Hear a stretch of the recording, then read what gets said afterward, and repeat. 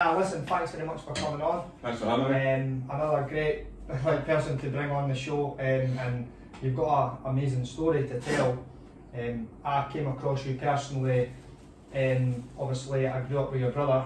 Yeah. And you know, when you're putting yourself in different environments, I feel like I've been aligned with a few people that you've been aligned with and stuff, and I think you'd joined a company that I'm similar to, working with people that are in that company as well. And then obviously I came across your book, and I mean it stood out to me, and I'm one when I always see a book and I've obviously talked about this in the past, but when I see a book, Barry's given me a few books, but when they stand out and you read it, when you can't put it down, you know, like, right, this is a really interesting topic, and I think it's obviously going to be doing a lot of stuff, a lot of help for people, mate. Eh? So it's amazing what you're doing. Why don't you tell us a little bit about your journey from way before you wrote the book? I think you started the book about 16 years ago. 16 years ago I started it, and it was part of my rehabilitation.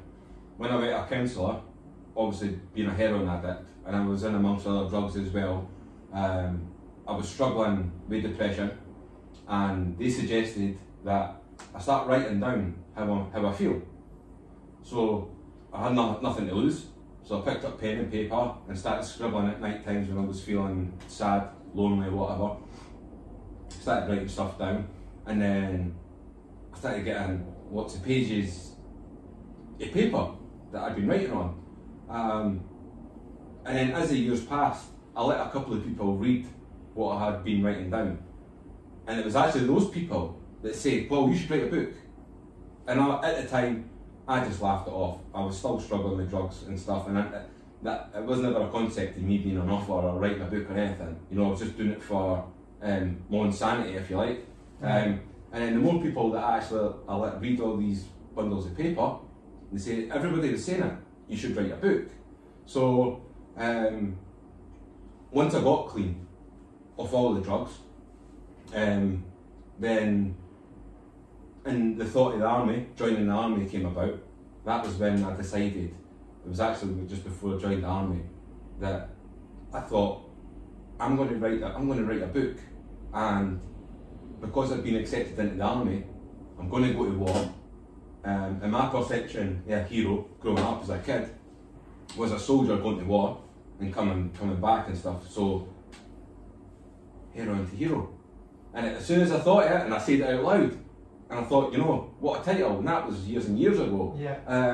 So that was where the title came from.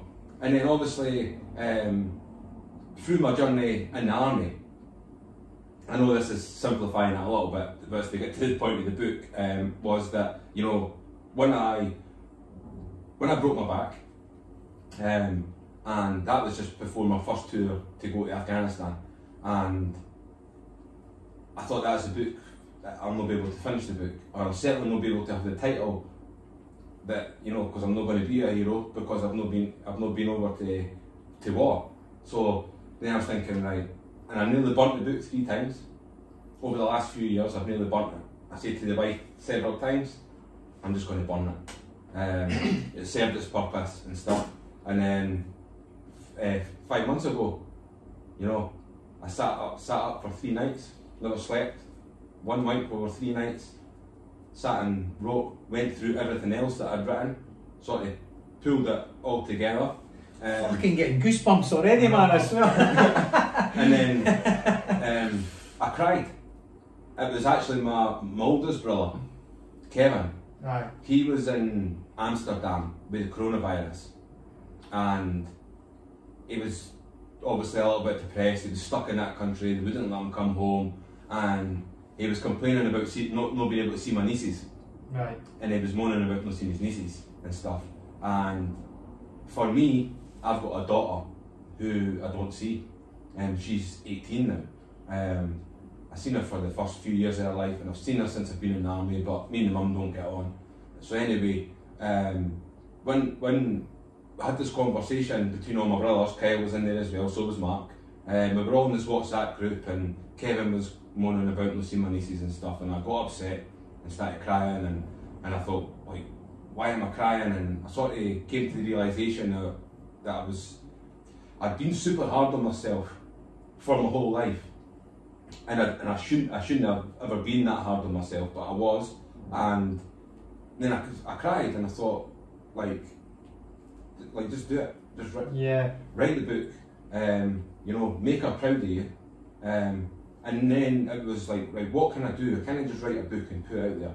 So straight away, I was sitting listening to Tom Walker for the first time. I didn't know who Tom Walker was. If you're watching this, Tom, I'm sorry, right? But I didn't know who he was. But I had the album on Spotify, and it was Leave a Light On had come on, and I was listening to the lyrics of these artists. Lewis was in there as well, a couple of Lewis's songs, and I was listening to the lyrics of these songs, and they were singing about, well, it's about drugs and stuff, but what I took for it was about homeless people. And I thought, you know what? I wonder, that's what I'm going to do.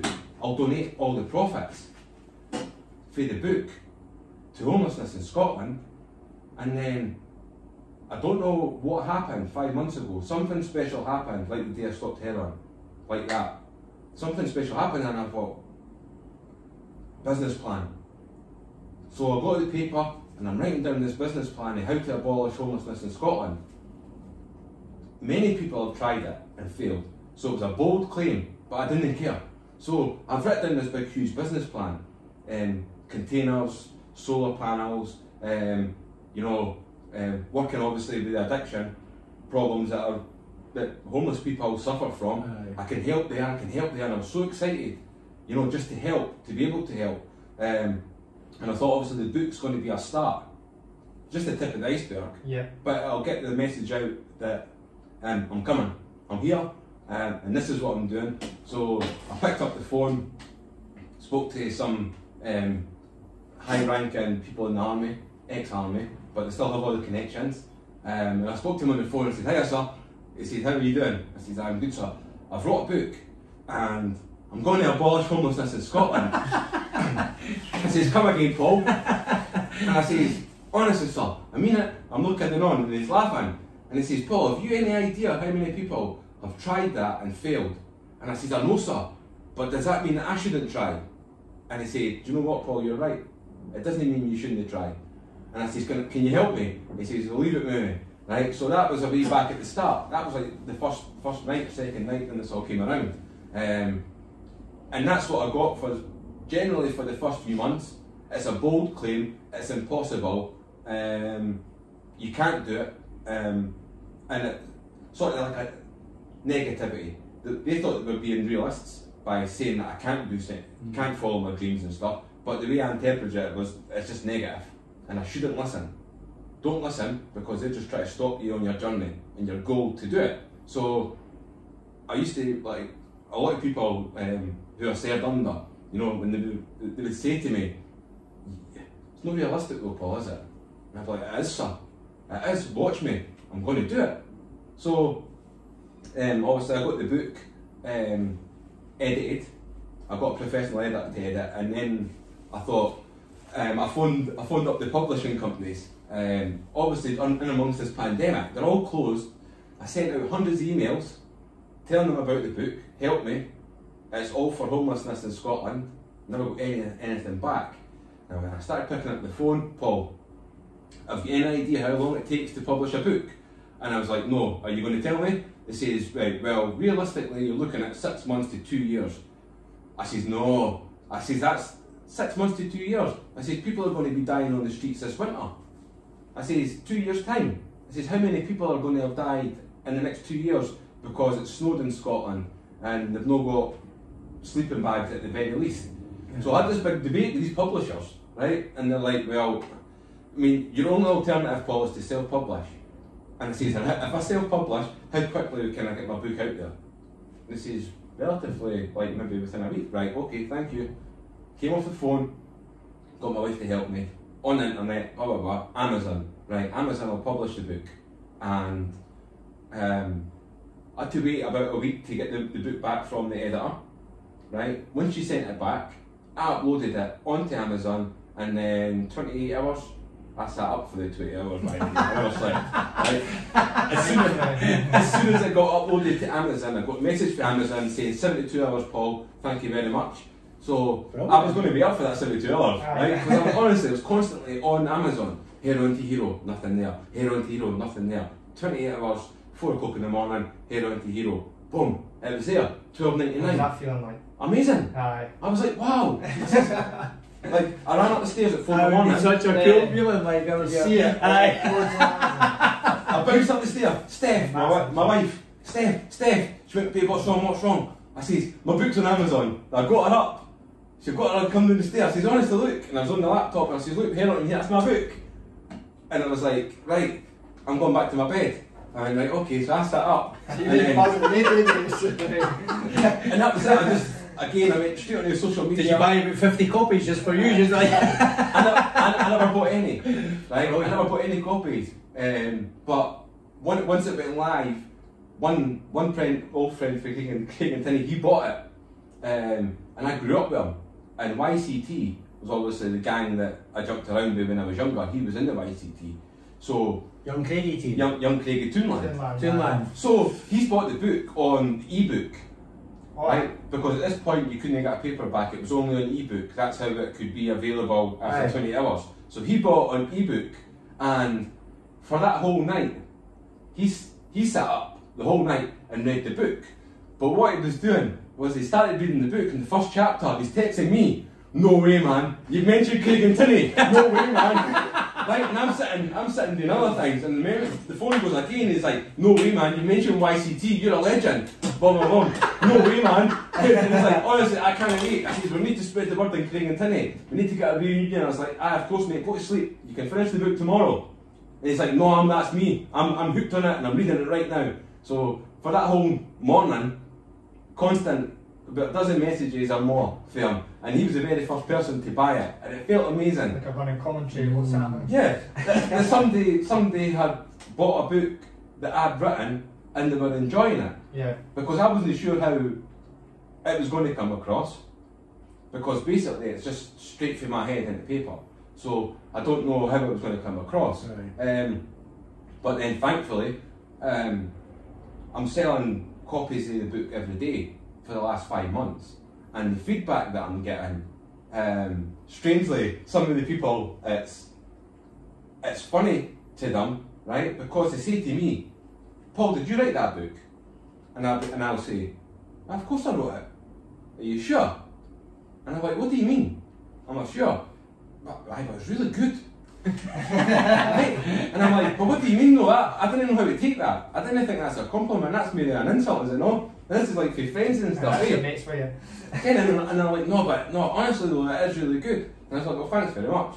And then obviously the more strangers that were reading it as well, because of the message, you know, about the drugs and getting through the drugs and that, and strangers were messaging me and sending big long messages saying that I'm an inspiration and stuff. You know, and that was only after a few weeks of it being out. And that's such a special feeling to me, that people are reading it and they're taking from it what I hoped that they would take from it. And it's not even necessarily been about themselves, it's been about family members who have struggled with heroin addiction. And they're sending me a message saying that they now understand a little bit more about how their son or how their daughter or how their sister was at that time in their life and stuff, and thank you very much for that, I really appreciate it. And you know, and it's special to me. I think you wrote it in like it was so raw and it was so real, you could really relate to it. Like obviously I grew up all like in Loch End, so I mucked about in Craig and Tinney a lot. Obviously younger boys than you, your wee brother and stuff. Obviously you grew up in areas, so you know a lot of what's going on around you. For me, I was always kicking a ball about. You obviously knew what, you know, maybe what the older boys were up to, but you never knew the full extent of what boys were doing. But it just goes to show you were on a completely different path, and I was oblivious to getting any of that kind of stuff going on. But I thought the way that you described it was like so raw, and it was so real, and it was like, I had massive respect for you, because a lot of people will tell 10% of the real them of a story and stuff, because they still kind of need to hold so much back, you know, fear and whatever it may be. Whereas you just went 100%, and the messages you're getting back, it's going to help so many people. That's what I took from this book as well. You're already getting the messages from it. So I think that I had to be honest or it was never going to work for me. I would feel like I would be being deceiving, perhaps, by not putting stuff in. So when it come to actually writing the book or re-engaging with the book and using obviously the stuff that I read, when I thought back to things in Lease Academy when I was at secondary school, the first few weeks of being in first year, when I peed myself, I was distraught, and I hadn't told anyone about that. Right. But I was really, it affected me so much. And when I was thinking about my life, my whole life, all the way through, and I was taking out bits, and you know, that has to go on. It happened, it affected you, it's embarrassing. You know, you're going to get the piss taken out of you for the rest of your life, no doubt, about peeing yourself and all the rest of it. It still has to go in, because the only way people are going to hopefully engage with you is if you're just brutally honest about things that happened throughout your life. That would be the only way forward for me in my mind, you know. So then I just all bad things or anything that happened, you know, I would just write it down, and there will be stuff that I've left out of the book, but it'll go in the film. You know? Like that. So what like, well, can I ask, like, so what initially then, so it's like from heroin to hero, what initially got you involved in heroin, just to give people like a bit of a context from where you are, and then like, because to me when I read it, it's like there's like a massive like there's like a redemption kind of theory through it, like it underpins it, like, so tell us about like kind of, I don't know, like where your life was at the start and what got you into like the heroin to start with. So as a young boy growing up, drugs were bad. My parents taught me that, the school taught me that, and teachers taught me that. Drugs were always bad, and I grew up in an area where the drugs were rife. Right. Heroin, glue, cannabis, hash, and all drugs were there, but drugs were always bad. And although I had a little smoke when I was like 13 or 14 maybe, you know, it was never an issue, never a problem.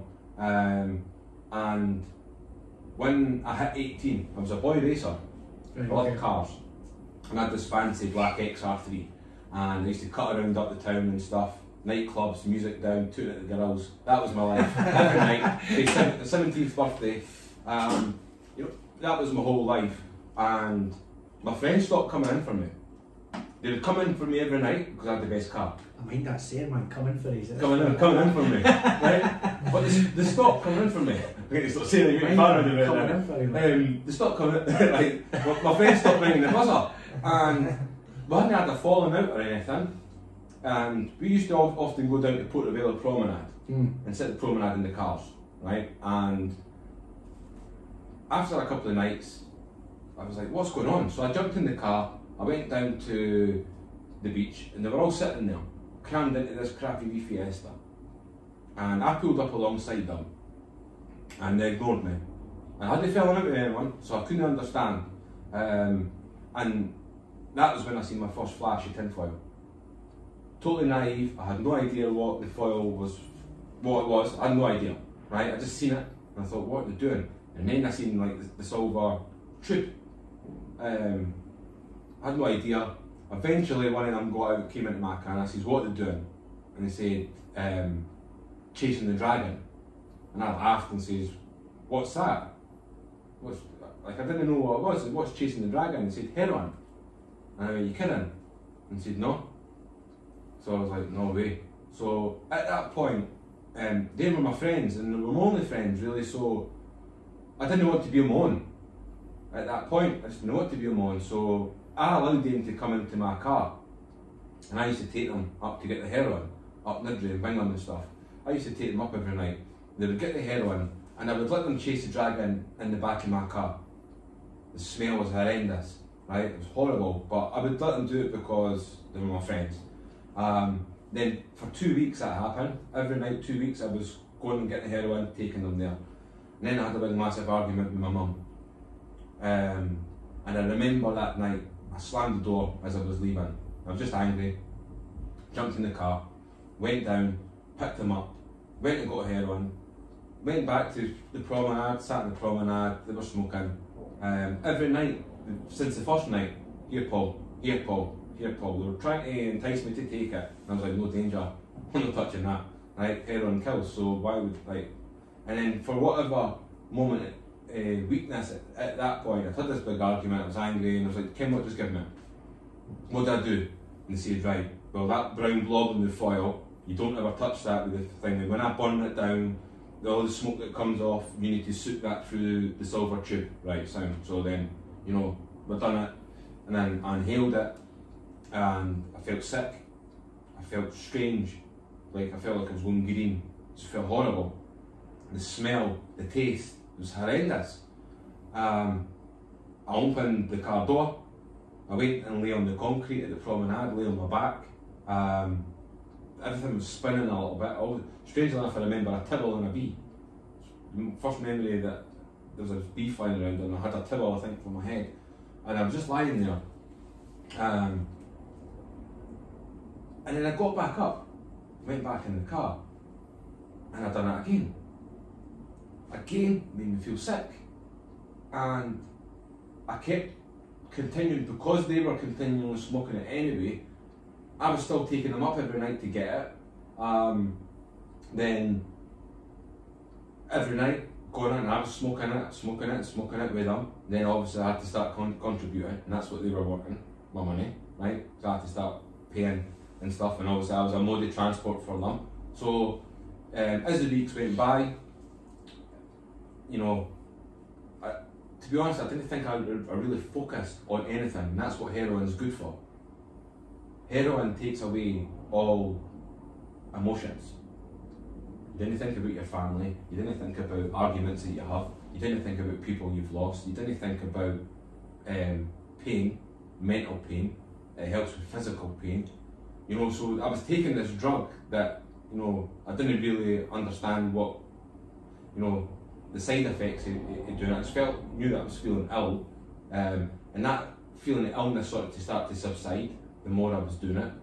Then we just kept smoking it, and then there was a big drug bust, and the heroin was nowhere to be seen. And we were up driving around trying to get heroin, and I remember turning around and looking at all my friends, and they were ill. They were all ill.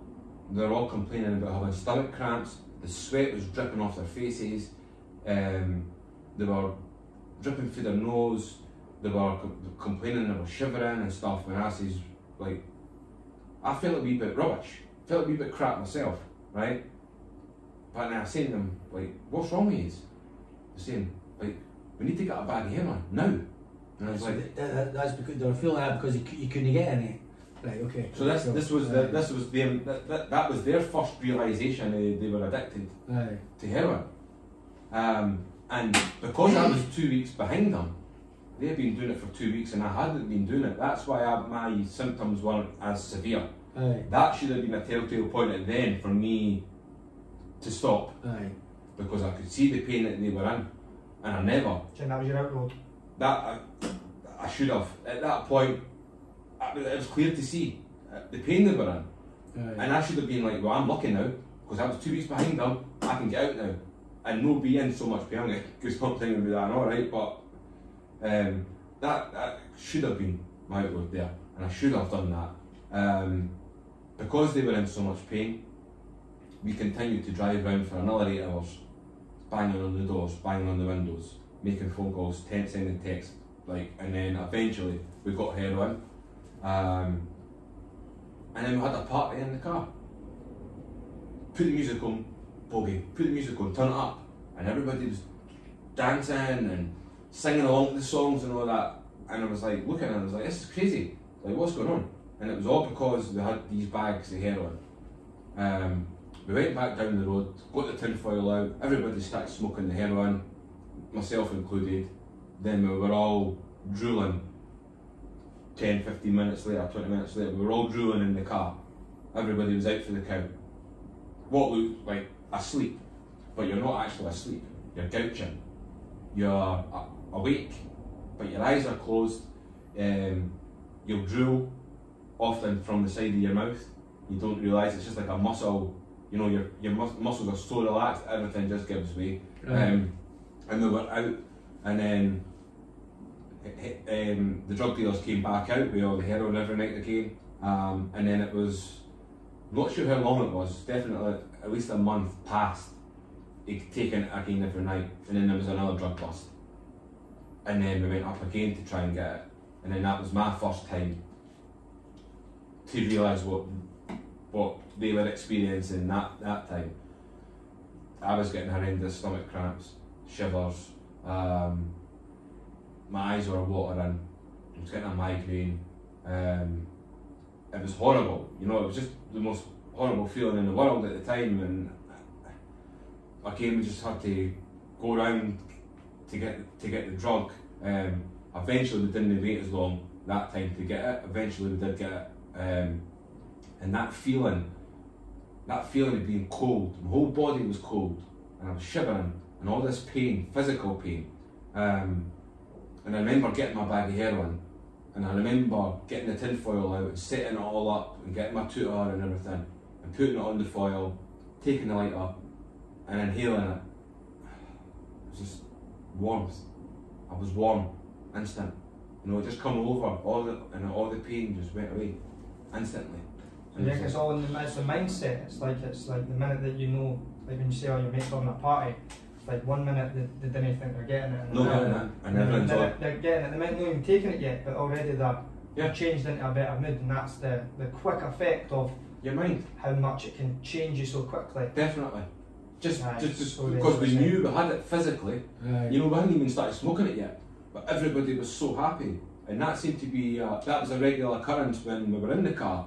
The anxiety that everyone experienced on the way to get the drug. We had the money, but until you actually get the heroin, which was a difficult drug to get back then, I know it was everywhere, but it was difficult to get a hold of a lot of the time. You had that anxiety, what if we can't get it and we have to go through that pain again?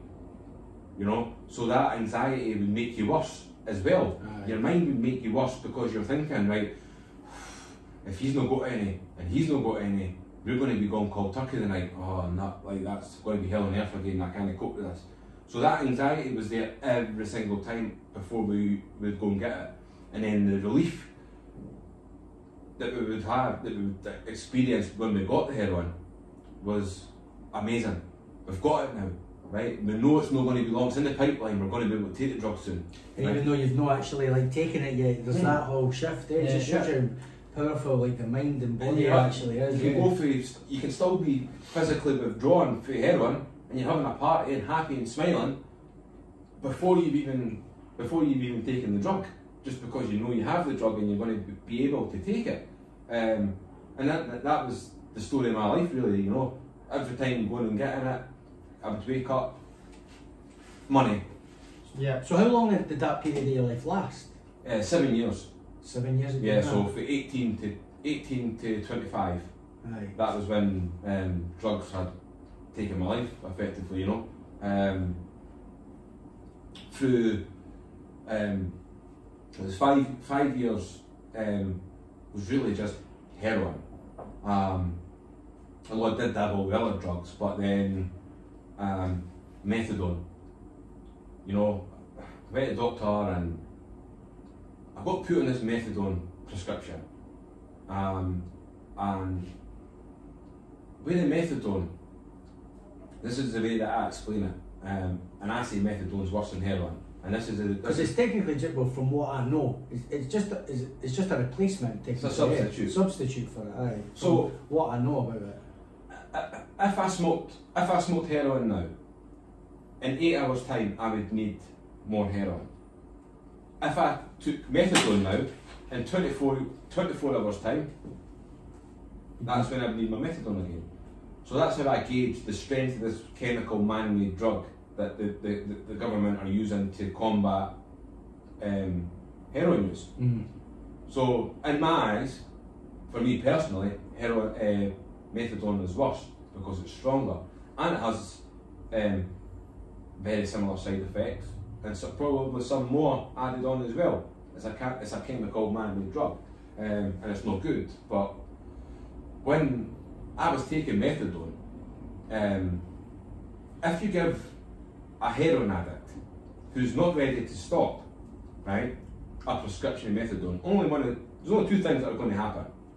They're going to take the methadone, then they're going to go and try and buy heroin as well, which is what I done. Just a double data. Yeah, you're getting more.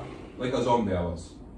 Right? At the time I loved it though, because it was this strong feeling that I was just knocked out and I was a zombie, effectively.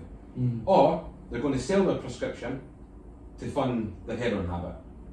That's it. There's no two options. Right? That's all they're going to do, is one of those two things.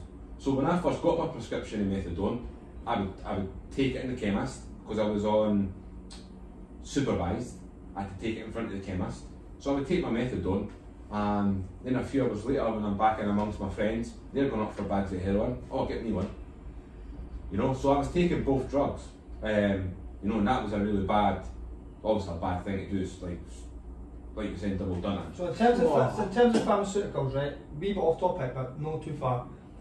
Do you believe that methadone's, like, do you think that that's making like drug users worse then? Yeah. So, and Yeah. this is so, like, is it? I take it they're making a lot of money from Pharmaceutical companies will never take methadone away, because the heroin problem that we have in this country means that we have a horrendous amount of people needing methadone. So the money that they can make through it, and I understand that. I was on an American drug site last week, and somebody was debating when I said methadone's worse than heroin, and they said, "Are you having a laugh?" And I said, "No, I'm being dead serious." And they said, "Explain yourself. There's no dirty needles involved. There's no dirty anything involved in methadone." I says, "That granted," I says, "but you know, this drug, just because it's prescribed from a doctor, doesn't mean that physically and mentally it's not going to harm you. Make no mistake, methadone will kill you, just as heroin will kill you. It may just take a wee bit longer. Yeah, and they're saying, but my doctor gives me it, and I'm saying, you're missing the point. You're telling me because your doctor gives you it that it's okay, and it's just not. And I'm sorry that you're going through what you're going through, you know, with your drug addiction." I says, "But just because your doctor is giving you it doesn't make it any safer." Right. And I says, "And your claim that you can abuse methadone is completely false." And why do I know that? Because I've lived it. I've had methadone, and I've taken. I used to go to the chemist on a Friday. Once you build up a bit of trust with the chemist, they would give you it to take away. Aye. So on a Friday, I would get my weekend's worth of methadone. I would step outside the chemist on a Friday, I'd open up my little white bag, take out the brown bottle, and I would swig the whole lot, right, and drink it all. I'd be wasted, right, out my face. 10, 15 minutes later, absolute my face. Now, I've done that, and sometimes in sight of the chemist. I knew the chemist, and they never got me struck off, because they probably could have. I would take my whole weekend's worth of methadone in one go. That's abusing it. And I didn't believe for 1 second, well, I know I'm not, I wasn't the only one to do that. Everyone done that on a Friday. If they got it for the weekend, they would take the whole lot on the Friday, because we're drug addicts and we want to get high, we want to feel wasted, we want to be like a zombie, generally, because we're in pain, mental pain, you know. Through the fact of being a heroin addict, bad enough to live with, you know, you brought all this shame on your family. Society look at you in a certain way, they cross the street when they see you coming, and you don't feel like a very nice person. And the best way to escape that is, let's take copious amounts of drugs, because it works. You know, and it does work. You take your drugs and you don't care. So what point did you get to, like, at what point did you think to yourself, did you have like a fucking fuck me moment? What's going on here? Like, was there a light bulb that went on, or what was it that changed? Like, what was that moment that fucking you changed and like were like, right, I need to sort this out? I knew, I could see it in my family's eyes, right? And I come from a close family, mum, dad, my 3 brothers, really close, and I could see it in their eyes what was the grief that I was causing them, and I wanted to be clean so much that I continuously told everyone in my family, I promise I'll get clean. I promise I'll get clean. At the time I didn't mean it. But when the cold turkey started to come in, I only ever lasted sometimes not even 24 hours and I was away out the door to get heroin. And I felt so bad, you know. I relapsed 12 or 13 times. And those 12 or 13 times of relapsing, I realised now that I just wasn't ready. So I sought help. I knew I needed help to get off the drugs. I just knew. I didn't feel like I was going to be able to do it myself. I tried and failed so many times, and I was sick of trying. It was tiring me, you know. This is just me. I'm just a heroin addict, and I'm just going to die soon. That's it.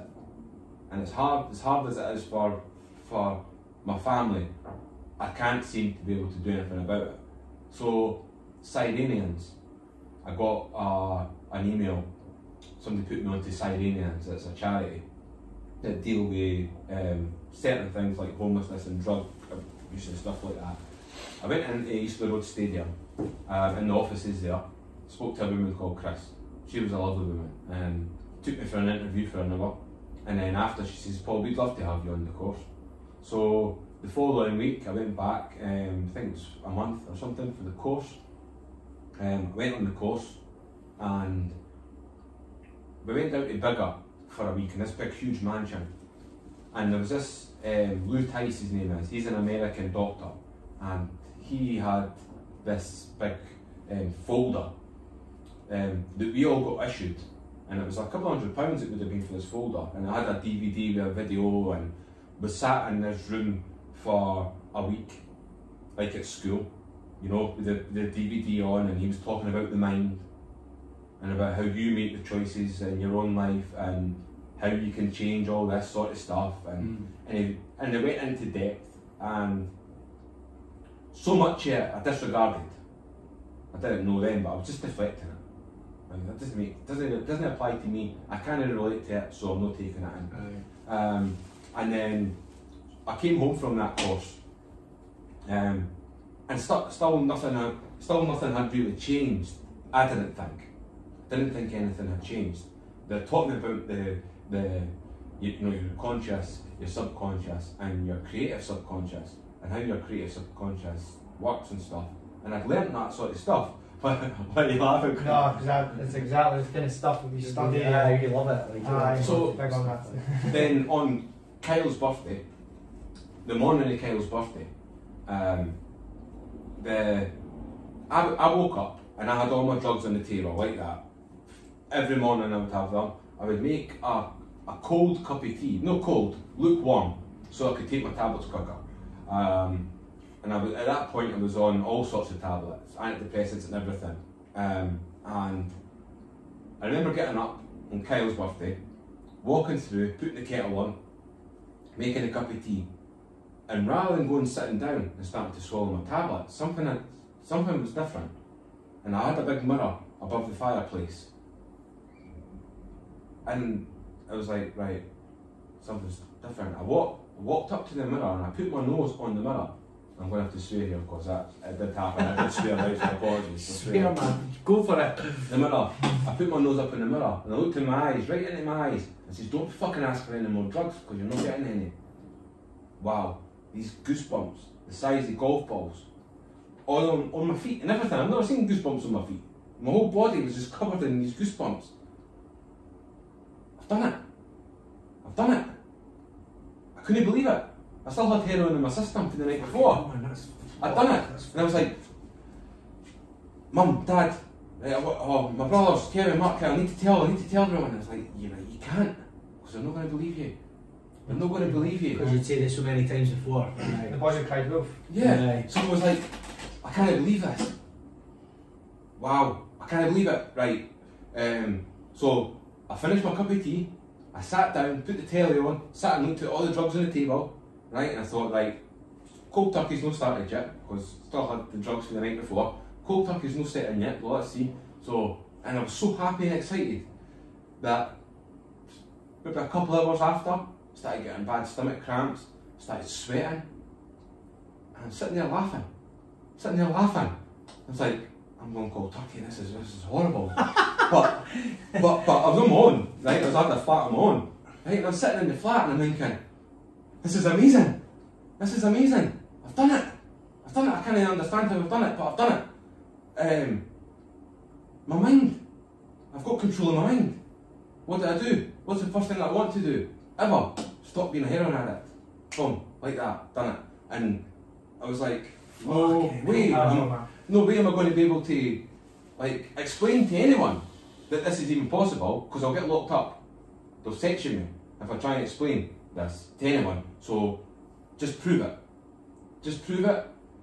Keep your mouth shut. Don't tell anyone, right? Just go and get clean. Clean. Right. So it's going to take you a few weeks, a couple of weeks at least, right? Just prove it and make sure. And I was like so strong in my mind, and I was like, right. So I had 3 days of hell physically. When I couldn't eat, I was under 8 stone. The doctor was telling me I was going to die of malnutrition because I was eating flaming hot Monster Munch on a roll every day. So that's why I explained that, you know, heroin's not going to kill you, Paul. That'll be your malnutrition. That's the hot one, big time. So then, you know, still obviously for I that. prefer smoky beef myself. Aye, or anything. But then my appetite was obviously wasn't going to be there. I knew my appetite wasn't going to be there for the process of going through cold turkey. For those 3 or 4 days, it was just pain, physical pain, no sleep, shivers, sweats, restlessness, migraines, and all that sort of horrible stuff. But I was having a party in my head. Like, I was so happy still, and I was like, you can't ever say that this is, don't ever tell anybody that this is easy, because you're going to offend people by mentioning that how easy you're finding this. And you're just lucky. It's just luck, right? But after a week, the initial sort of hell, if you like, had started to subside a little bit. I still wasn't great. And then I went out and went up. Went to my friends. They said, we're going up for a bag of heroin, are you coming? And I said, aye. So we jumped on the bus, went up to Nidri, bought a bag of heroin. In your mind, you know. Right? And I'm still physically withdrawn as well, right? And I look like shit, right? And I remember in the car, coming back with this heroin and all that, they're all chuffed with themselves. I'm even more chuffed with myself, right? But they didn't know. I've only told them, I've stopped, I've been off a week now. Aye, right, Boggie, aye, so, right, you'll not be in a minute, right? So, they've got the heroin and they're starting to smoke the heroin amongst themselves. There's 2 of them, taking it back and forward. And they looked at me and they said, Boggie, you look ill, mate. You look actually ill, you need this. This is going to make you feel so much better. Here. No thanks. So they went amongst themselves again. Boggie, just take it. There's no point. Like, you look like death warmed up. Just take it. It'll take all your pain away. Honest, it'll take your pain away. So he says, no thanks. And then smoked it. And then they finished the bag of heroin. I remember getting out of the car and walking home with a spring on my step. And I was still ill, but in my mind I wasn't ill. I was, you know, it was just a temporary thing. I knew that as the days and weeks go by, that my appetite would come back, which it did. So I went down to my mum's on a Sunday afternoon. For years my mum would make me a big roast, right? Yorkshire, the whole lot. She would keep it on the plate because I was so skinny. She would keep it on the plate for me and I would never touch it. Right. Everybody else would eat theirs in the kitchen, all the empty plates, and there would just be Paul's in the corner, no touch. Right, I would just go in the room and smoke heroin and have a cup of tea. That was pretty much my packet of Monster Munch, right? And you know, when I went down to my mum's on Sunday, and I sat and I wolfed the whole Sunday lunch, the whole Sunday roast. I sat and finished that plate, and I remember all of them, mum, dad, brothers, all of them turning around and looking at me and saying, "Are you all right?" And I says, "Aye." I says, "That's over a week I've been off heroin now." I said, "Really?" And then they were just looking at each other thinking, it's only a week. And I knew that they would be thinking that. And I said, honestly, I'm not making it up. See that course that I'd done, you know, about the mind, and I didn't think they would understand the point I was trying to get across about how the mind works and stuff. I tried to explain to them a little bit, and I said, honestly, it's just taught me something about my mind, and I now understand that it's true, that part of my mind exists. and I chose to stop taking heroin over a week ago, and I've not touched it. And I've also been out, and they've been smoking heroin. I don't say my friends' names and that, right? But they were smoking heroin. I was with them, honest, and I never touched it. And they were like, "That's amazing." And I even back then, I don't think they realised. I don't think they maybe believed me that I wouldn't relapse, because relapse is so common amongst heroin. You can understand why they would think that as well, the way you can. And I said, "I'll show you." So every day, every night, and that I'd go down. I say, "Mum, what are you having for your tea tonight? Chicken pie." "Oh, can I come down?" And I'd go down, and I'd purposely tuck in, see as much food in front of them to let them see. And then eventually, you know, the weight started to come back. I started to get a little bit of weight on my face, a little bit of weight on my body and stuff. And then as the weeks and then the months started to pass, they realised that I had turned the corner. They were proud of me. And my mum always says that, like, massively proud of you for just getting off heroin, regardless of anything to do with the army and stuff. Right. We were just massively proud of you for getting off the heroin. So then, a few months, as the months passed, you know, I was thinking, right, I need to do something. Like, I need to do something. So I was like, I'm going to start running. Right? See, before you go into this, go just for a sec. Yeah. Go and try and explain to me what happened in the mirror. Try and, like, can you try and, like, I'm sitting here and I'm like, Eyes in the window of the soul. he had some, that was like some sort of like spiritual awakening or something. What, like, my whole life, from my very first memory, is a person, a voice in there. Everyone has it, right? Every single human being has it. Aye. Not everyone acknowledges that that's a little person in there. The conscious mind, the one that gets you through your day and tells you decisions to make and what's left and what's right. One for you to ask me to explain that question. Aye. You know, that little person that's asked you to ask me that, right? That little person, I acknowledge that as one person my whole life, right? And when I realised that it's not one person, it's two, and that little second person, my creative subconscious, that I've not been listening to, right? And, you know, I just never listened to him. Once I realised that that little person, acknowledged that that little person existed, and this better not get me sexual either, but I do talk about this on my live videos, right? I explain it. I'm not religious, right? But it's like a little angel and a little devil on your shoulder, right? And I was listening to this little guy take heroin, make you feel better. Anything sort of negative, all the bad things. Yeah, listening to this little guy. I just thought that was Paul Boggie. That one voice was just Paul Boggie, right? And that's sort of why I'd given up on life. So, once I realised that this little person was in my head, actually in my head, and that I could choose to listen to him and put this little guy in a little box visually in my mind. And that's what I've done. I took this little guy that wanted me on heroin and wanted me being negative and no achieving anything in my life, just keep me safe somewhere, you know. I took that little guy and I've got a little box in my mind and I put him in it and I taped it up and I self-talk him to him. You're not getting out. Now, and then what's he got to say? So I started listening to him, right? What do you want? Right, you want to get off heroin. First and foremost, you need to get off heroin. Right, let's do it. Boom. And then I've done it. And ever since, I have this conversation in my mind, self-talk, every time there's anything negative, influence and stuff in my mind, you know, didn't get me wrong, that little guy pops his head out the box every day. Every time I get angry, every time I get sad, he's popping his head out the box. Just take heroin, Paul. Just go for drugs. You know it'll make you feel better. Every day does it. But this wee guy who's my pal, and it will be for the rest of my life, just keeps putting him back, retaping the box, visually in my mind. Just tape it over. Didn't listen to him. And that was what had happened to allow me to have the power, was to acknowledge that it's not one person, it's two, good and bad. You know? and that's all it is. Like angel, devil, or any way you look at it, ultimately it's good and bad, you know.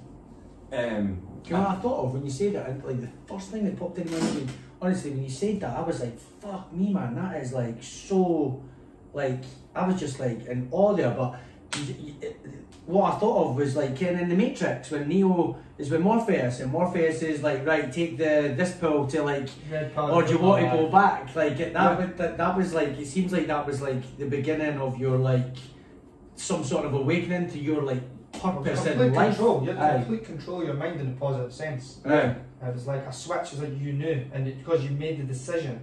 So you made the decision, I'm getting off this. You spoke at the eyes of the window of the soul, that's what they say. You look into yourself, you tell yourself you're going to do something, you can do it. That's why people can create anything. But I didn't ever think that it was going to be possible. I didn't think it was going to be like that. But you never know until you try it, you know?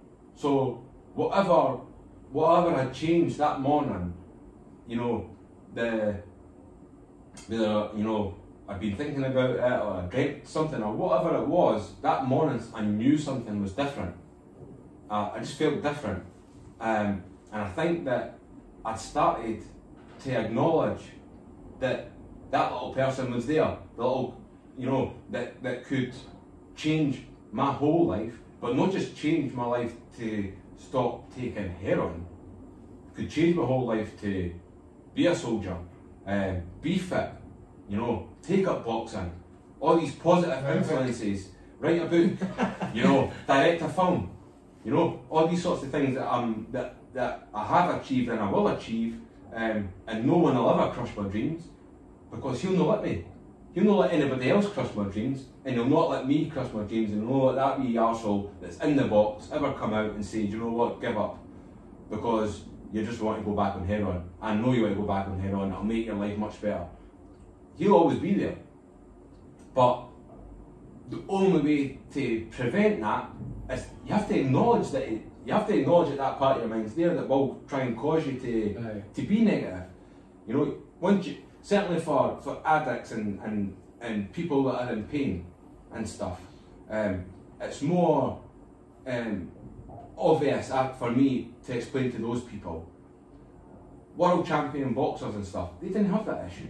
They're already using their creative subconscious every day. They're already listening to that good wee guy every day of their life to achieve what they're going to achieve or what they have achieved.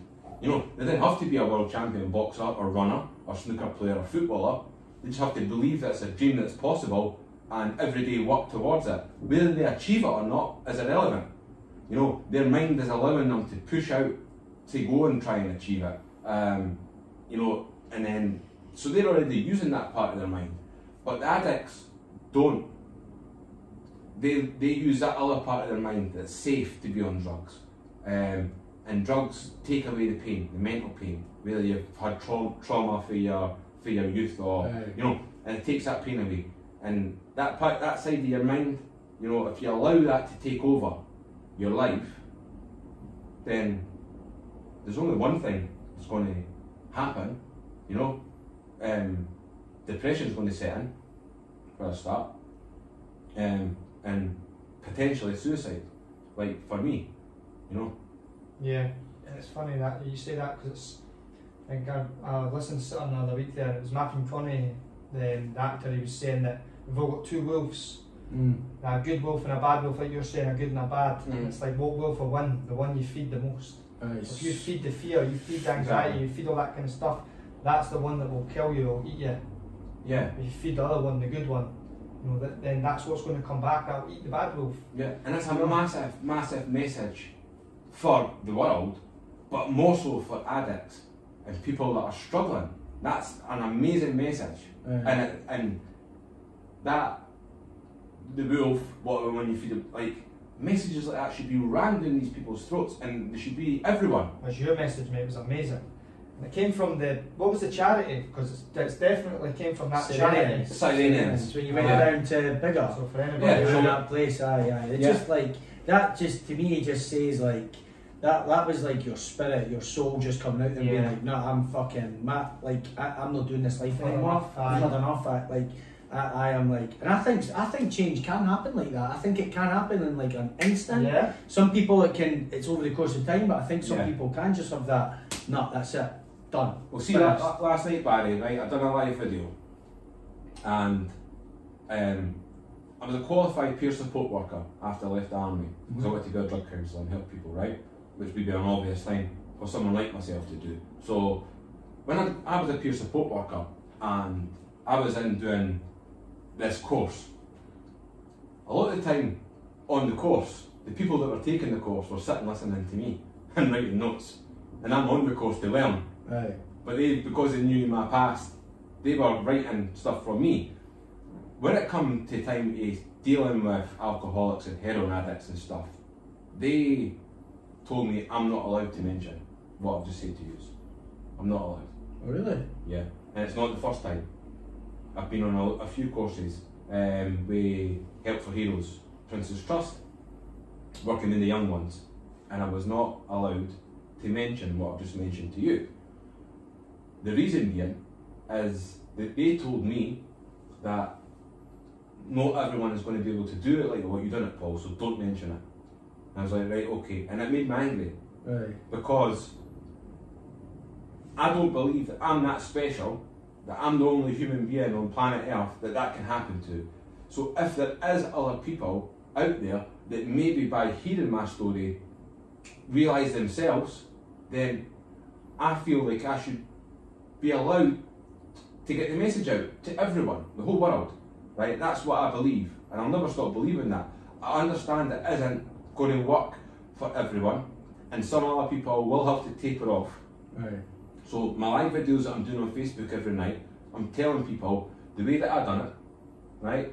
And you can maybe do it to the people that are struggling on my Facebook with drug addiction.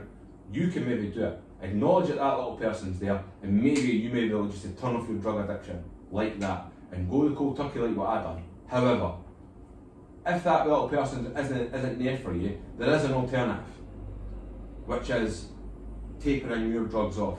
The way a doctor would advise you to do it, you know, go for 4 bags of heroin a day to 3.5 bags of heroin, 3 bags of heroin, 2.5 bags of heroin, and do it that way. That also works, 100%, because I've done that with my prescriptions. Wean yourself off it.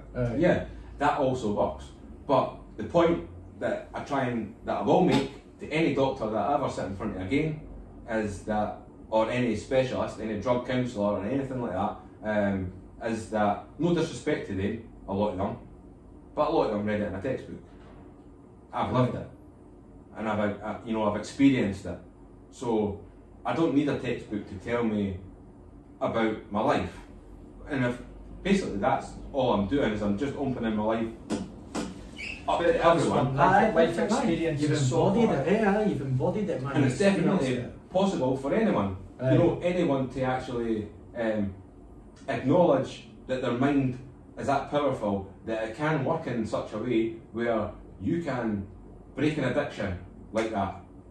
Anyone can do it, anyone, right? The people that can't do it are the ones that don't acknowledge that it sort of exists, and they're the ones that may have to taper off, and then hopefully in time they can strengthen their mind that way, you know. And people have done that, and people have been off heroin like 16 years since I touched heroin. People have maybe tapered off heroin, and again they're maybe 16 years off heroin, same as me, without any relapses or anything, and that's great. There is no right and wrong way of doing it. There is only the right way of doing it, and that's, you know, to the juice and hopefully get yourself off it. That's the end goal is the same, you know. It's just getting yourself clean of the drug. That is the only goal in an addict's life. Right. How you do it is up to you. Everybody individually, you know, every addict individually, it's up to them. And if they, it'd be quite hard for an addict to have that belief structure over the life that they've lived. yeah, and they're still living. And they're still living. I think that if you're already in that place, like obviously you had that trigger, you know, you had a good family and that around you, a lot of people maybe had a lot more hardships and getting into it and went a different path.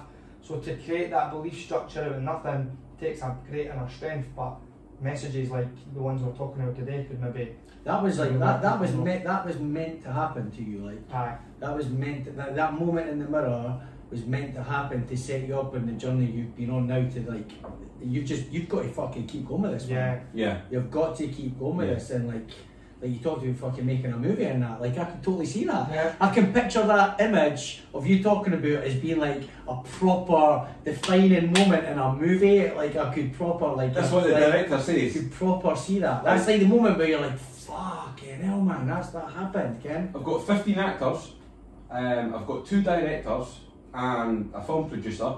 I've also got people, several musicians, and the person that sets up for films. They've messaged me and said that they're happy to volunteer their time and effort to make the film. I've been hashtagging Irvin Welsh, Danny Boyle, Ian Rankin every day since I wrote the book. Ian Rankin retweeted my book on his page. Wow. So, Ian knows who I am. I've asked Ian, I've told Ian, look Ian, I'm making this film. It's a real life train spotting, the film that I'm making. No, I don't want to sound like I'm bigging myself up, right? But in a sense I have to get them on board. Of course you do. But it's like, Ian, I was guarding the Queen outside Buckingham Palace with my red tunic and bearskin on. And several years before, I was contemplating suicide and heroin. That's mental. And I want to make a film. I says, I've wrote a book, hopefully you've read the book, if not, here's the link.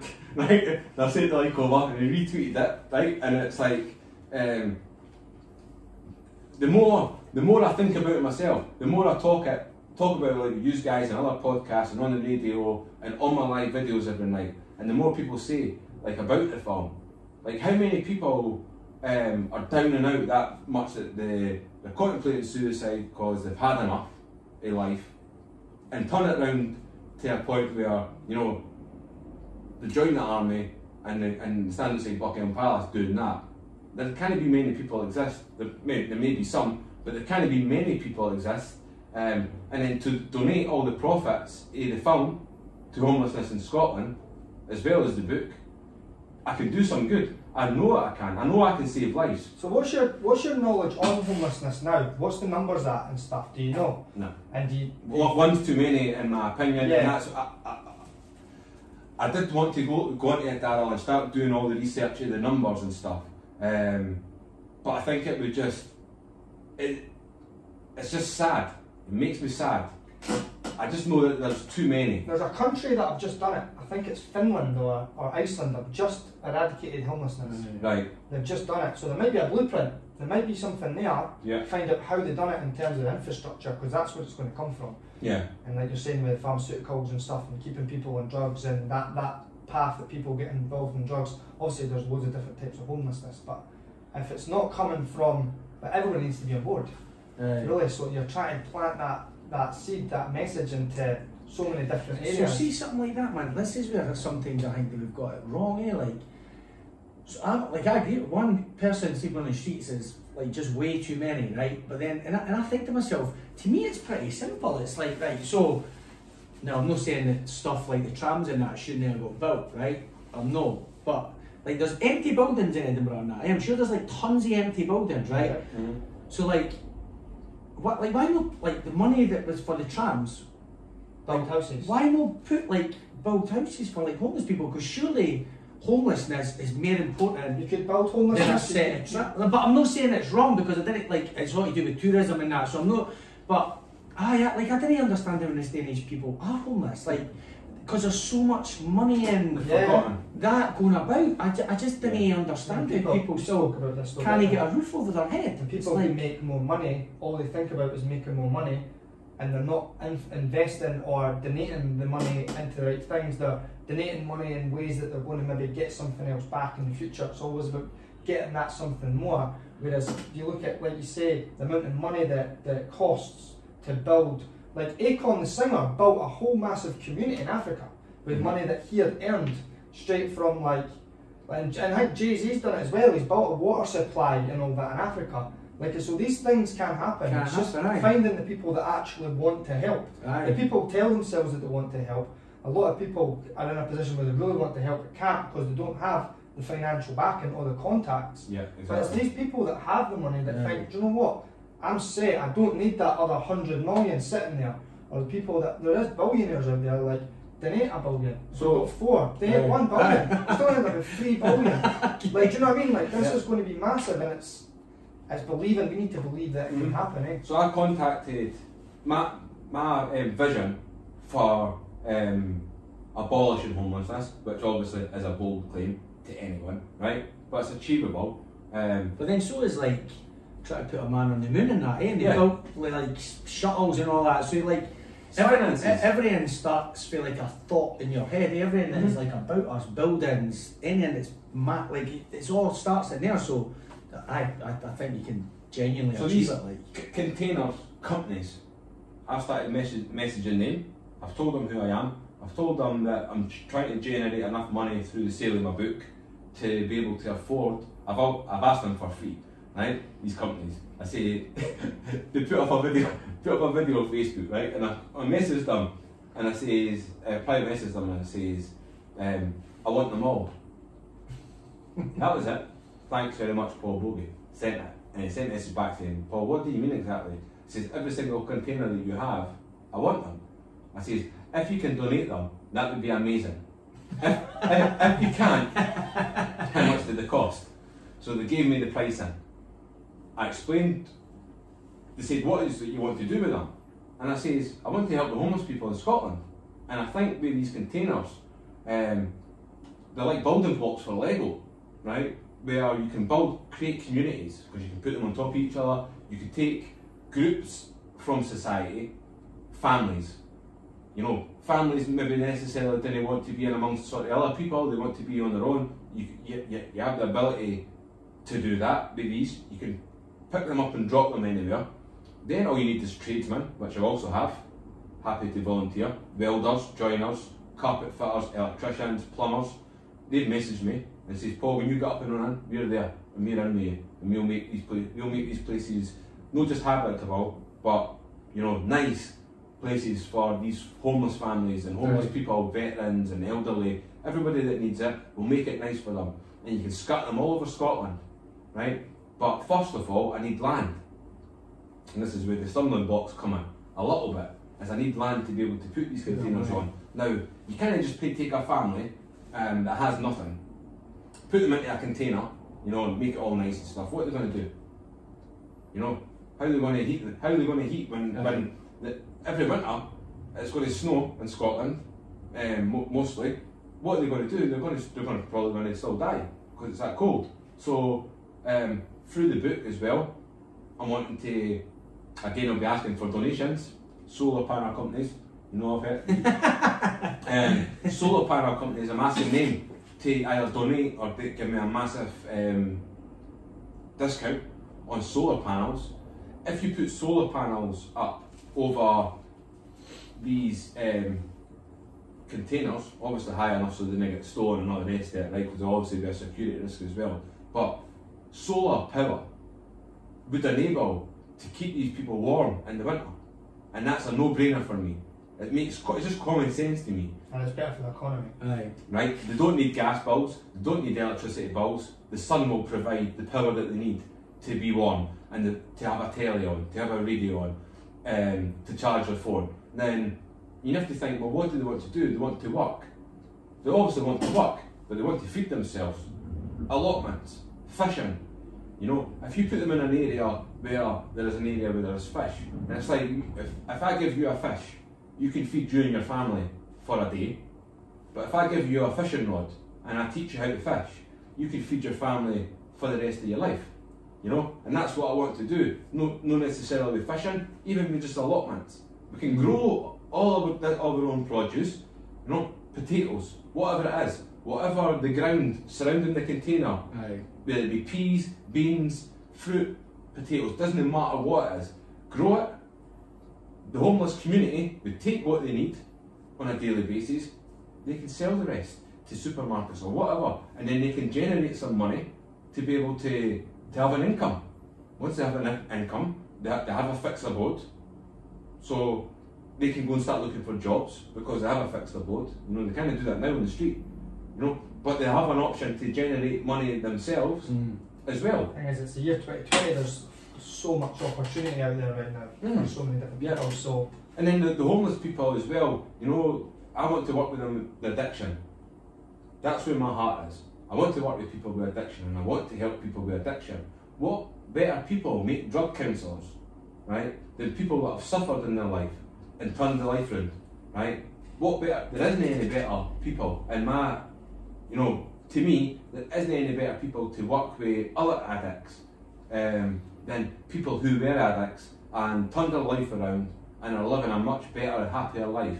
They're the sorts of people that should be dealing with the people that are struggling, to say, well, look, like when I had a drug counsellor, she read it in a book and she started to talk to me about cold turkey. Aye. And I never engaged.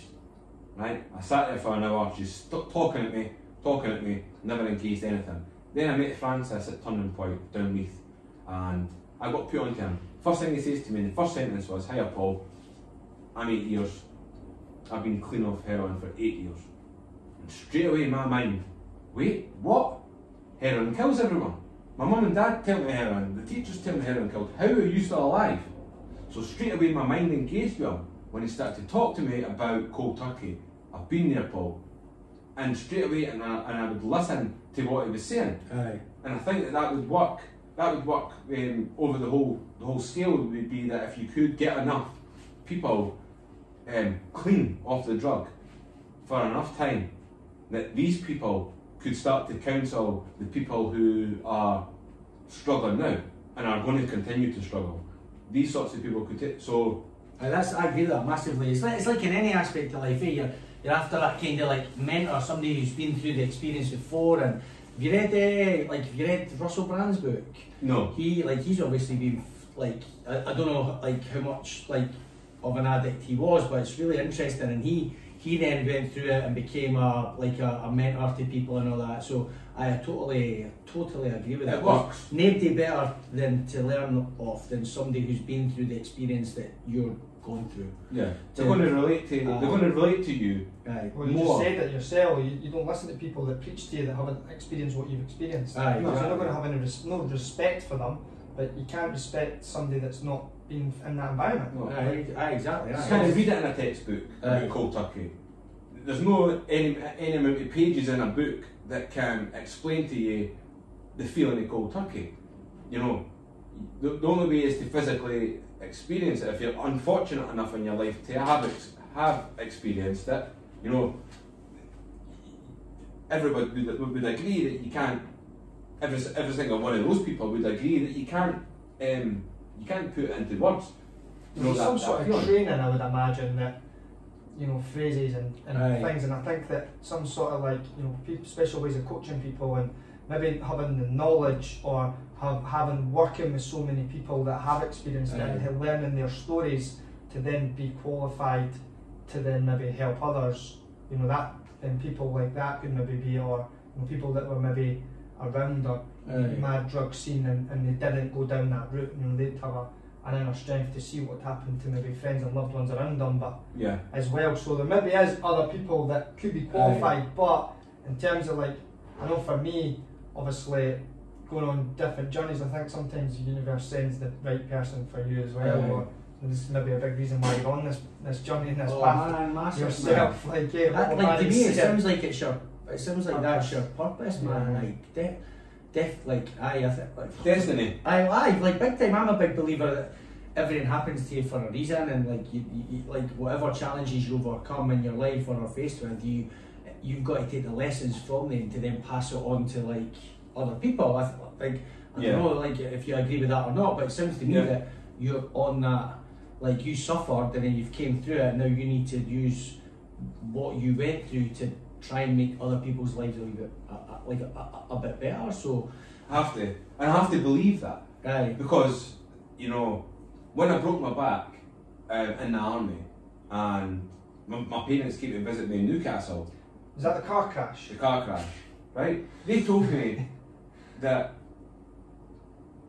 they were happy There I was lying in the hospital bed with a broken back and a crushed spine. Is that the picture in there with the brothers when you're in Yeah. bed? And they were happy, and I was like, why are you saying that? And they said, because you might not have came back from Afghanistan, son. That's why we're happy. I was like, right, okay. And then, so that was destiny. That I wasn't supposed to go to Afghanistan because I may not have came back. I was supposed to get put back onto prescription medication. I was supposed to have all these things that happened with the prescription medication for the army doctors and for the civilian doctors.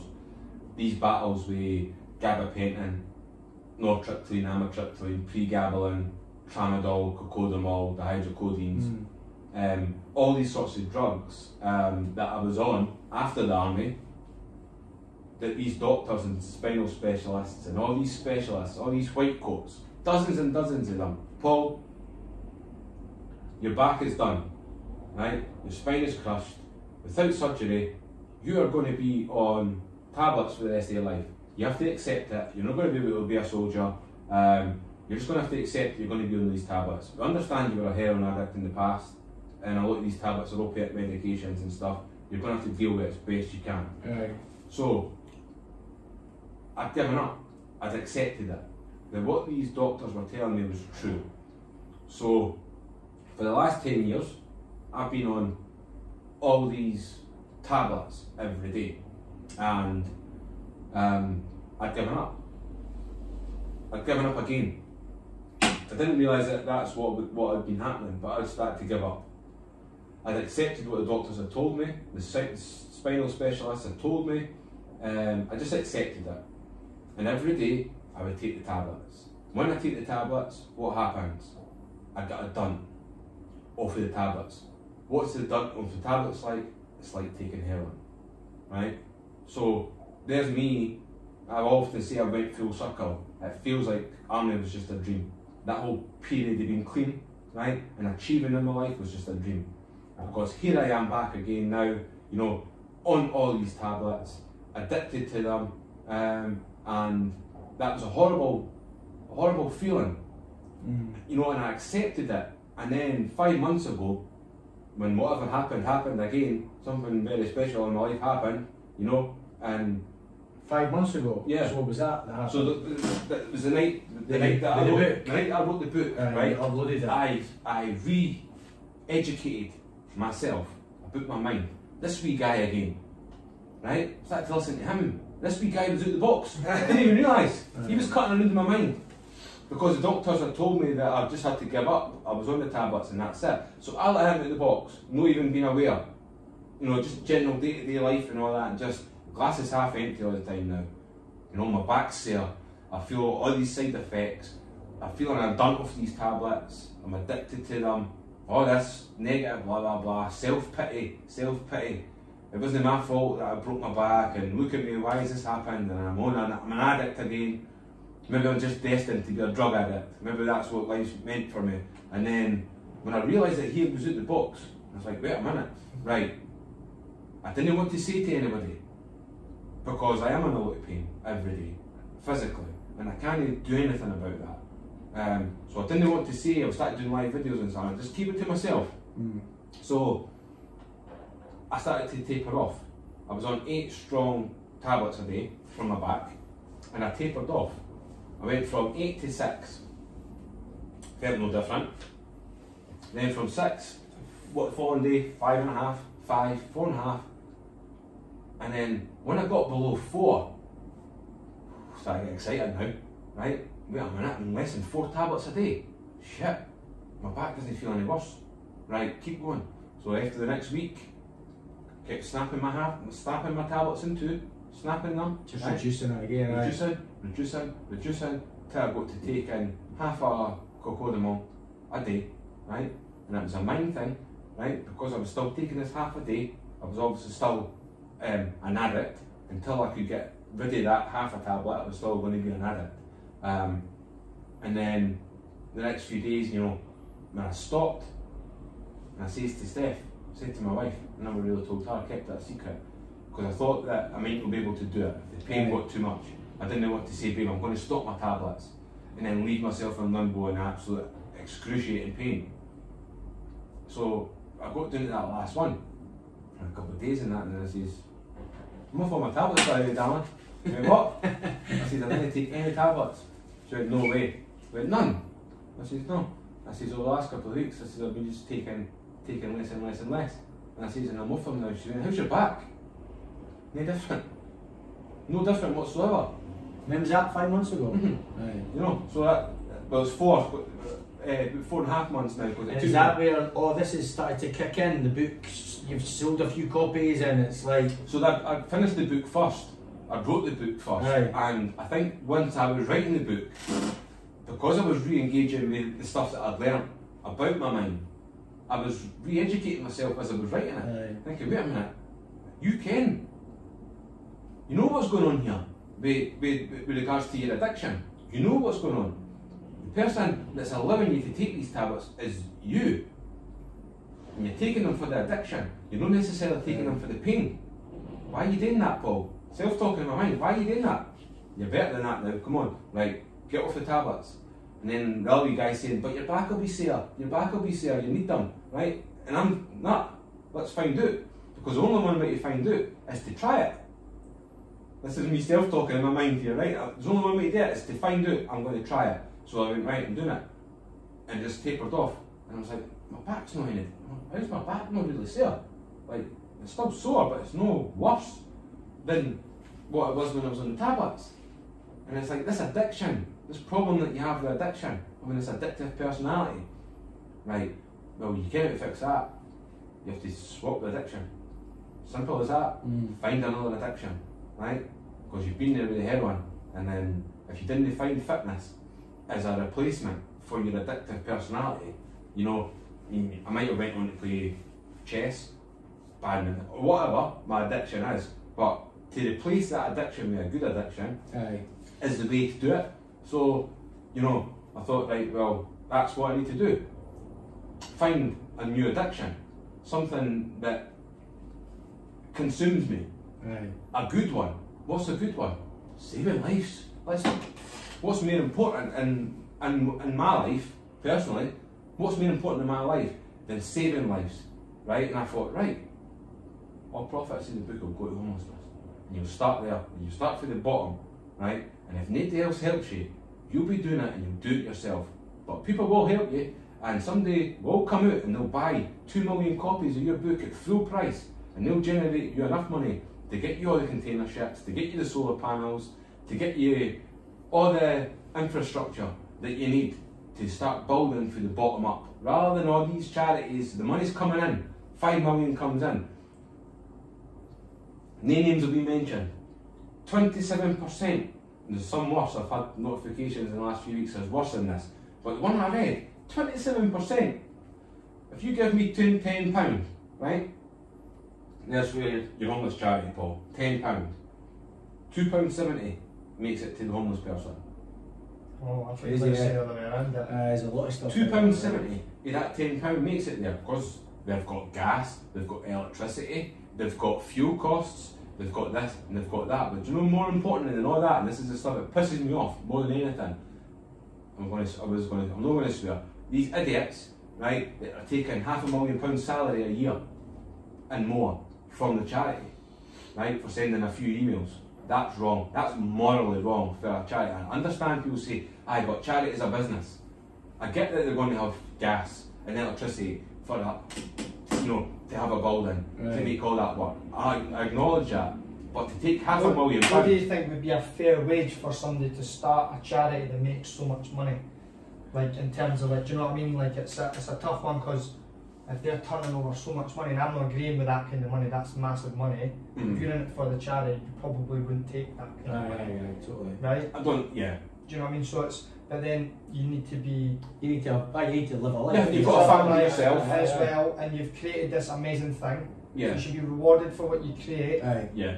But, you know, also... So it's, I do get what you're saying, but... It's the amount of staff that the charities employ that are all taking a big chunk is the reason why so little of the money is tinkering down to where it's needed.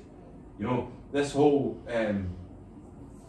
you know, so much money gets pumped in to these charities that by the time it's worked all its way down to the bottom, Tom, Dick and Harry on the street are still lying there without a sleeping bag. You know? Yeah. And they're having to go to a food bank every day because another charity set up a food bank because they're not getting fed.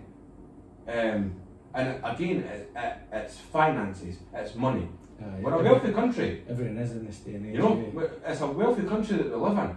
So that's why in 2020 it is morally wrong to have homeless people. We need to look into Finland or Iceland or whatever country it is that have abolished it, and then we need to learn from them exactly how they've done it and implement it straight away because we have the finances in the country to do it. I think if you go down your route that you're going down, man, I think that could be I think you could more than accomplish it, more than accomplish it. I'm going to the billionaires in this country. If you're watching and you're a billionaire, I'm coming to your office and what I'm going to ask for, and I said this in my very first video when I was still coming off on my tablets, I didn't look very well, right? I'm all gone and I'm struggling a little bit physically coming off my tablets, right. But passion's there and the message is still the same. These billionaires, right, whether they be in Scotland or America, I'll go to America if I have to, and America will love my story, and I know they will, right? Now, I'm going to go to these billionaires and I'm going to say, right, out of your five bank accounts, you give me 2% the interest that you get a week off one of your bank accounts, and that will give me enough money and resources to start building and helping people, the homeless people in Scotland. 2%, you won't even know it's away, I promise, you won't even know it's away. And why should they do it? Because they believe that it's a good cause, they believe it's a just cause, and it isn't anything to them. Money is just numbers and figures to them. For a lot of people it is, yeah. You know, people don't know how to spend the money. They don't know. I know. I can help them. Yeah. You know, but what I have to do is I have to showcase myself. Right. I have to show, because I'm just Paul Boggie. Nobody knows who I am, right? I'm just one man. I've not got an organisation behind me. You know, I've not got anything. I just had a vision and a dream. You've got a purposeful goal though, like you've got a goal that's got like underpinned by like morality and like so you've got to go for it, man. I'll work with addicts all over Scotland, all over the world, and I already am. I'm in Malaysia right now. The boy's sharing my videos in Malaysia because they're struggling with heroin addiction there. And he's sharing my videos and he's messaging me saying that I'm helping his friends. Making a massive Exactly. impact. A lot more than I think you'd realise. It just needs to be mainstream. And I get really annoyed, right? If anybody in mainstream out there, right, you need to get me on the telly, right? But you know, it needs to be. Not everybody deals with social media, and I'm finding that, right? You just didn't deal with social media. I need to get on. I've messaged Lorraine Kelly and I've messaged all the chat shows and stuff. You know, like that. I can go on the One Show this morning. Friends have messaged them on my behalf as well. Family, friends, and that. I said you need to get Paul on your show and talk about it and make people aware of what I'm trying to achieve. You know, it's a bold claim to abolish homelessness in Scotland, but I can't wait on those people. I can't sit on my hands and just hope that Lorraine Kelly picks up the phone and phones me and says, "Do you want to come on next week, Paul?" I can't do that. Right. It might never happen. So I just have to keep on thinking, like today, coming in to meet you guys. Definitely, you know, chipping away. We'll do what we can to promote you as well, man. It's like, well, to be fair, we've not even spoke about anything to do with being a soldier yet. But to be honest though, it's like you've got that passion. Like I can see where the army's instilled like discipline and belief in you. So I can totally like see where that's went. But the conversations went where it's meant to have went. So it's like. And I'm happy. Obviously, you come back on. Yeah, definitely, mate. And we can come back. We can talk. You can probably tell I can talk for hours anyway, and there's nothing I enjoy more than doing this because I know that it will help raise awareness, you know, and like you have just said, we've not even touched on any of the stories about some of the things that happened in the army, all the funny stuff that we can talk about, all the funny stories. So you want to we'll have a part two. Yeah. Came on things, mate. You know the thing that is just resonating with me so much is that you want to help people and stuff like that. However, and I think this is like the thing that so many people forget is that to get to that point to help people, you had to save yourself. Do you know what I mean? You went through shit and you had to like save yourself first and learn some of life's fucking most valuable fucking lessons before you can get to that point and be like, right, I'm now ready to go and like help other people. And I think that to me, that's what I'm taking from this, is that you saved yourself first. Yeah. And now you're going to go out into the world and try and help other people. I think that it's like, it's just been really inspiring to hear what you went through. And as you say, we just touched on your like heroin addiction to start and never went into anything else, but that's what's like really hit me, is that you saved yourself first. Yeah, even in recent, sorry Barry, but even in recent times, where 5 months ago when I was on all these prescription medications and I was getting serious pains in my chest, serious pains in my belly, serious migraines, and they were getting quite severe. Aye. And I was worried because I was taking so many tablets that I was worried, and it took its toll on my physical body again, and obviously it taken its toll on my mind again. Once I decided again to stop, right, that's exactly what people had said to me. They look at those videos and they message me and they say, Paul, you need to look after yourself. And what they see at that moment in time as Paul Boggie going cold turkey, struggling a little bit, coming off his tablets and stuff.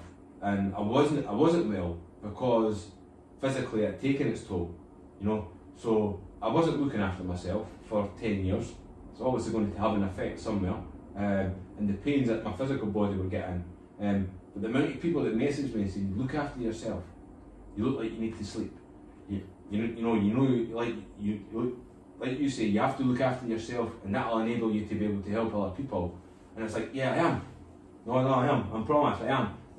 And I am looking after myself. The problems that I have now is I suffer from a lot of anxiety, because I wanted everything done yesterday. I wanted this film made yesterday. I wanted that book to have sold 1 million copies by, in the first 2 weeks. In my mind.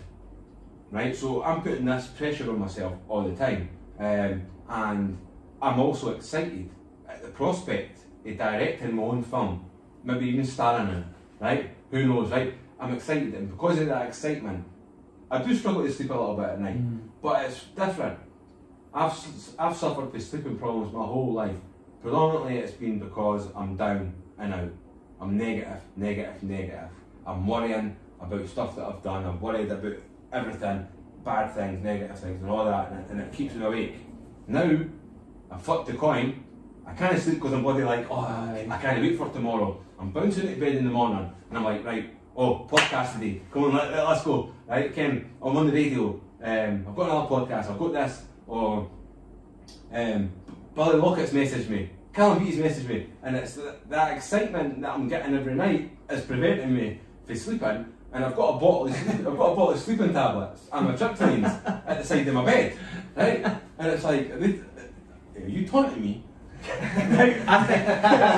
think Rome wasn't built in a day, man. What was you, Paul? 41. Aye, man. So like plenty time, man. So plenty time. I didn't even be calling you a baby, mate. Aye, plenty time. I have to learn patience, and that's what I've realised in myself. And I've said it every night. I do a live video on Facebook, 8 o'clock. Right, every single night for the last 5 months, 8 o'clock. I've just created a closed group, fully addicts who I've helped over the last 5 months. That's amazing. And, we're only 135 at the moment members, but it's grown. It's only been 3 days that it's been going. I'm adding people every day, and I'm trying my hardest to learn patience, right? Patience can be a hard thing if you're not used to doing it, definitely. Yeah, and it's just, I think that I've got that much going on, right, that there's enough there to sort of keep me occupied. But this pandemic slowed everything down. Right. All these events that I've got planned, I've got a charity football match, hopefully at Easter Road. So Leanne, if you're watching, you need to reply to my email, right? Charity. We'll play in that. Aye. Well, I've already got the football players a lot. I'm like Danny Swanson and all that. Danny playing? I'm sure Danny's going to play. I've asked him to get in touch with you at St Johnstone now, I think. Just signed for East Fife, I think. Is it East Fife? There's other Hibs players who I'm sure, not saying any names, know that exist, right? And once this charity match comes at Easter Road, you know, raise as much money as we can for homelessness in Scotland. I've got the boxing event with all the professional boxers that I've done. Yeah. I've got all the footage that I'll only show you guys. It's no, you don't get to see it because it's going on a DVD. Okay. Once I release the DVD, all profits, homelessness in Scotland, same. Subaru versus everyone else, Dare Not Kill, big charity event. Hopefully I'll get the likes of Tom Walker and maybe some other folk to come along, right? Big musicians, put on a big show and make it amazing for people to come, and every penny that's raised, homelessness in Scotland. And just, I've got all these plans for all these things that I can't do anything. I can't even get into a library. I know that. This coronavirus, it's testing people's patience, but yeah. Look at how far you've came and what you've achieved in such a over a longer period. But what you've achieved it's just incredible, man. It's like absolutely incredible. The plans are massive. It's huge. Fun plans. You're having a fun life now as well. You're doing it. You're helping people, but you're also enjoying your life, and that's the main thing. That's a great balance you've got. I say that to the addicts every single night in the closed group, is that the most important point here, everything that we're trying to achieve, is that you have to be happy. You have to have a form of happiness in your life, because if you're depressed every single day, you're going to lead yourself to suicide or thoughts of suicide, and that's not an existence that anybody should have to live. Having happiness, I say. So now I'm at the point. I've got these Snapchat things that I've just found. I kind of been on for years, right? Where it puts a mad thing on my face, right? And everybody's all laughing. Oh, hundreds of people in the group and all that on my live videos, all getting a kill at me, right? And they're all saying, I call them emoji parties. So emoji parties. Kind of emoji parties. So when I've got my live video, like when somebody likes my comment, it comes up the wee blue thumb or the wee love heart, it comes up and all that. Then I start doing some funny stuff at the end of my videos, right? And then you get all the laughing face emojis. Everybody's hitting them, and my screen's just filled with all these emojis, all laughing face emojis. And then they're all messaging, I'm poorless, I'm going to pee myself, blah blah blah. And they're all just laughing at stupid crazy stuff that I'm doing, right? But it's special to me because for that moment in their life, I know they're struggling, and I know they are in pain, right? But for that minute or so at the end of my videos, and they're laughing, you're bringing them some laughs. Oh man, amazing, man! Like it's just a small bit, you know. I think you just need to keep what you're doing. Yeah. Like just keep doing what. And I think we'll need to actually get a part 2, eh? Yeah, we'll need to get like a part 2 and get you back on. But I'm going to give you a challenge here, Paul.